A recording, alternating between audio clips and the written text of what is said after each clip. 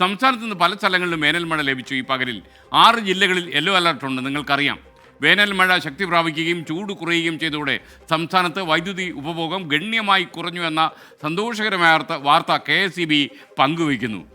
നമ്മൾ ശരിക്കും മഴ മുന്നറിയിപ്പൊക്കെ വന്നിട്ടുണ്ട്. തിരുവനന്തപുരത്ത് നിന്ന് ഹരികൃഷ്ണൻ മുന്നറിയിപ്പുമായി നമുക്കൊപ്പം ചേരുകയാണ്. ഹരികൃഷ്ണൻ, എന്തൊക്കെയാണ് കാലാവസ്ഥ മുന്നറിയിപ്പ്? ഈ കഴിഞ്ഞ ദിവസങ്ങളിലൊക്കെയും ഈ കാലാവസ്ഥാ വകുപ്പിന്റെ മുന്നറിയിപ്പ് അനുസരിച്ച് ഈ തിരുവനന്തപുരം, കൊല്ലം, പത്തനംതിട്ട, എറണാകുളം, വയനാട്, കണ്ണൂർ ജില്ലകളിലൊക്കെ മഴ ലഭിക്കുമെന്നായിരുന്നു കാലാവസ്ഥാ വകുപ്പിന്റെ പ്രവചനം.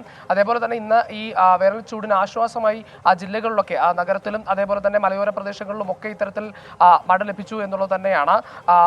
തിരുവനന്തപുരം ജില്ലയിൽ അടക്കം ഇത്തരത്തിൽ 1 മണിക്കൂറോളം മഴ ലഭിച്ചു. മണിക്കൂറിൽ ഇത്തരത്തിൽ 40 കിലോമീറ്റർ വീതി കാറ്റും വീശിയടിച്ചു എന്നുള്ളതാണ് ഏറ്റവും പ്രധാനപ്പെട്ട ഒരു കാര്യം. ഇതിൽ ഏറ്റവും പ്രധാനമായ ഒരു കാര്യം, അടുത്ത 5 ദിവസത്തേക്ക് കൂടി ഈ വേനൽ മഴയ്ക്കുള്ള ഒരു സാധ്യത പ്രവചിക്കുന്നുണ്ട് കാലാവസ്ഥാ വകുപ്പ് എന്നുള്ളതാണ്. ഈ ജില്ലകളിലൊക്കെ തിരുവനന്തപുരം, കൊല്ലം, പത്തനംതിട്ട, ഇടുക്കി, അതേപോലെ തന്നെ തിരുവനന്തപുരം, പത്തനംതിട്ട ജില്ലകളിലൊക്കെ ഈ ജില്ലകളിലൊക്കെ മറ്റന്നാളും ഈ തരത്തിൽ യെല്ലോ അലർട്ട് പ്രഖ്യാപിച്ചിട്ടുണ്ട്. ഈ മഴ ലഭിക്കുമെന്നൊരു പ്രവചനം കൂടിയാണ്. അത് മാത്രമല്ല, ഈ പൊതുജനങ്ങൾ ആ തരത്തിൽ ജാഗ്രത പാലിക്കണമെന്നും തീരദേശത്തുള്ളവരടക്കം ഇത്തരത്തിൽ ജാഗ്രത പാലിക്കണമെന്നും ഒരു മുന്നറിയിപ്പ് നൽകുന്നുണ്ട്. ഇതിൽ ഏറ്റവും പ്രധാനപ്പെട്ട ഒരു കാര്യം എന്ന് പറയുന്നത്, ഈ കഴിഞ്ഞ 2 ദിവസമായി സംസ്ഥാനത്ത് ലഭിക്കുന്ന വേനൽ മഴ KSEBയെ തുണച്ചു എന്നുള്ളതാണ്. അതായത് ഈ മേടച്ചൂട് ഈ ഇത്തരത്തിൽ നിൽക്കുന്ന ഒരു സമയത്ത് ഈ വൈദ്യുതി ഉപഭോഗം അതിന് ഏറ്റവും പീക്കിലായിരുന്ന ഒരു അവസ്ഥയിലാണ്. ഏകദേശം 110 ദശലക്ഷത്തോളം ഒക്കെ നമ്മൾ ഉപയോഗിച്ചു എന്നുള്ളതാണ്. അത് കുറഞ്ഞ ഏകദേശം 95 ദശലക്ഷത്തിലേക്ക് എത്തി എന്നുള്ളത് KSEBയെ സംബന്ധിച്ച് വലിയൊരു ആശ്വാസമാണ്. ഈ അടുത്ത ദിവസങ്ങളിലൊക്കെ മഴ ലഭിക്കുന്നത് കൊണ്ട്